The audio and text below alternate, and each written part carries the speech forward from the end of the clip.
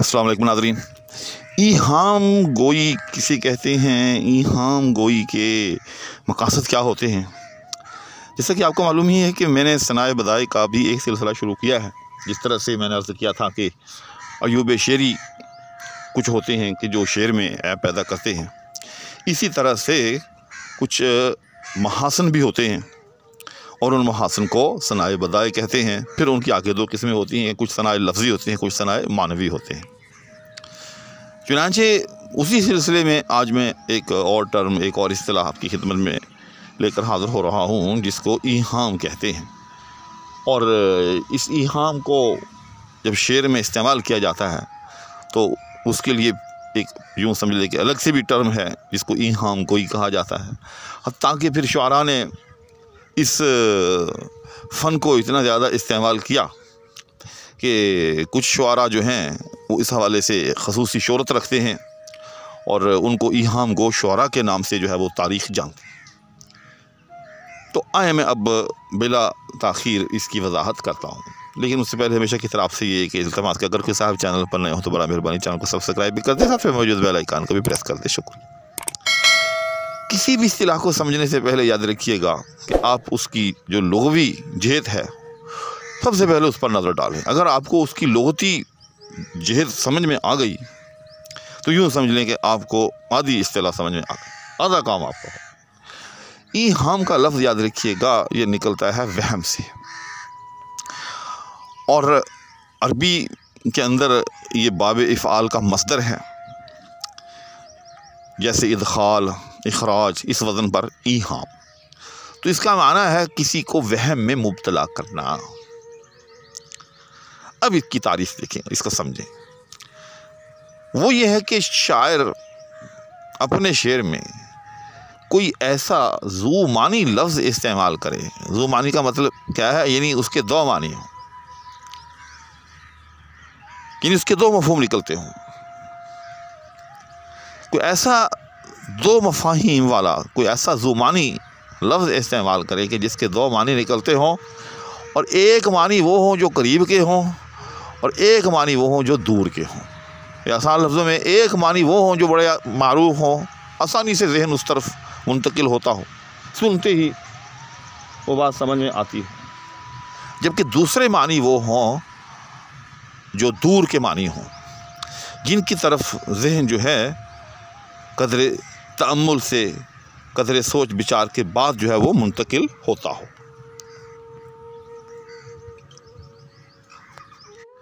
चुनांचे शायर की जो मुराद है वो करीब के मानी की बजाय दूर के मानी हो। तो इस अमल को याद रखिएगा ईहाम गोई कहा जाता है। यानी शायर जो है अपनी, यूँ समझ लें कि अपनी सलाहियत का इजहार करने के लिए, एक फ़न दिखाने के लिए ऐसा ज़ुबानी लफ्ज़ इस्तेमाल करता है कि वो कारी को जो है वो वहम में डाल देता है, वर्ता हैरत में डाल देता है, हैरान कर देता है। अब ताकि कारी जो है वो चूक जाता है, वो भाग कर जो है वो करीब के मानी मुराद लेता है, लेकिन दरअसल मुराद जो हैं वो दूर के मानी होते हैं। अब आप इस बात को मिसाल के ज़रिए समझें। एक शेर है, यही मज़मून ख़त है अहसनुल्लाह, यही मज़मून ख़त है अहसनुल्लाह कि हुस्न खूब रूयाँ आरज़ी है। अब ये दूसरा मिसरा जो है कि हुस्न खूब रूयाँ आरज़ी है, इसमें ये जो लफ्ज़ आरज़ी है ये है ईहाम गोई का महमल। इस लफ्ज़ में जो है वो ईहाम गोई की सनत से काम लिया गया है। वो कैसे कि लफ्ज़ आरज़ी जो है इसके दो मफ़हूम हैं इस मुकाम पर। एक इसका मफ़हूम वो है कि जो फ़ौरन समझ में आता है, वो क्या है? नापायदारी। हम दिन रात बोलते हैं, कहते हैं, सुनते हैं, ये दुनिया आरज़ी है, अरे भाई ये आरज़ी घर है, इस पर क्या तकिया करना, वगैरह वगैरह। जबकि दूसरे मानी जो हैं, जो कदरे दूर के हैं, वो ये आरज़ की तरफ इसकी निस्बत है। जिस तरह से लाहौर की तरफ जो मंसूब हो उसको हम लाहौरी कहते हैं, ठीक। इसी तरह से किसी भी शहर की तरफ जो कोई मंसूब हो उसके साथ ये लगा देते हैं, जैसे लाहौर से लाहौरी। तो यहाँ आरिज़ की तरफ जो है हुस्ने खूब रूयाँ को मंसूब किया गया है। आर्ज़ कहते हैं रुखसार को। जी हाँ, तो अब ज़रा समझें कि हुस्न खूब रूयाँ के हसीन व जमील लोगों का जो हुस्न है आर्ज़ी है, उनके रुखसारों की वजह से है। यानी हुस्न का जो महमल है, हुस्न की जो फ़ौरन जलवागरी जो होती है वो रुखसारों से समझ में आती है। यानी अगर किसी के रुखसार लाल हैं, खूबसूरत हैं, सफ़ेद हैं, तो वो हसीन समझा जाता है। और अगर किसी के रुखसार जो हैं वो जो समझ लें कि सुर्ख़ व सफ़ेद ना हो, उनमें रंगत ना हो, उन पर रौनक ना हो, तो उसको हसीन नहीं समझा जाता। तो इस शेर में ईहाम गोई का महल अब आपको समझ में आ गया होगा, और ईहाम गोई भी समझ में आ गई होगी कि लफ्ज़ आर्ज़ी के दो मफ़हूम थे। एक मफ़हूम था नापायदारी, जो कि करीब का मफ़हूम था, और दूसरा मफ़हूम था आरिज़ यानी रुखसार की तरफ हुस्न की निस्बत। तो शायर ने इसका जो करीब का मफ़हूम था नापायदारी, वो मुराद नहीं लिया, बल्कि शायर ने इसका मफ़हूम या शायर ने इससे मुराद जो है वो दूसरे मानी लिए, यानी हुस्न खूब रोयां की उनके रुखसारों की तरफ निस्बत। तो अब आपको उम्मीद है समझ में आ गया होगा कि ईहाम गोई क्या होती है और इसको कैसे इस्तेमाल किया जाता है। थोड़ा सा इसका जो है वो तारीख़ी पस मंज़र भी आप जान लें कि शुरू में मीर तकी मीर से भी पहले के जो शुआरा थे, तो उस ज़माने में ये तहरीक जो थी ईहाम गोई की तहरीक, या यूँ समझ लें कि शेरों में इस तरह की ज़ू मानयैन लफ्ज़ इस्तेमाल करना, इसको बड़ा जो है बरता गया। शायर के बड़ा छोटा होने का एक तरह से ज़िम्मेदार बन गया।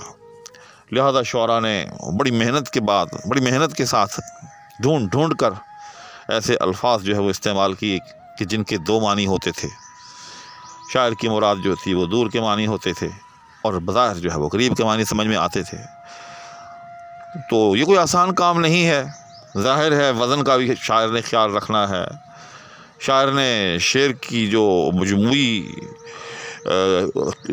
कैफियत है शेर की, या उसका जो पूरा मज़मून है, उसका भी ख्याल रखना है, और ढूंढ के कहीं से कैसा लफ्ज़ लाना है। तो इस तरह ये जो सनद जो थी ईहाम गोई की, इसका बड़ा चर्चा हुआ। लेकिन मीर तकी मीर के बाद ये चीज़ देखने में आई कि इससे जो है आज़ादी फ़िक्र पर जो है कज़गन जो है वो लग जाती है। आज़ादी फ़िक्र के पर जो है एक तरह से कुतर दिए जाते हैं।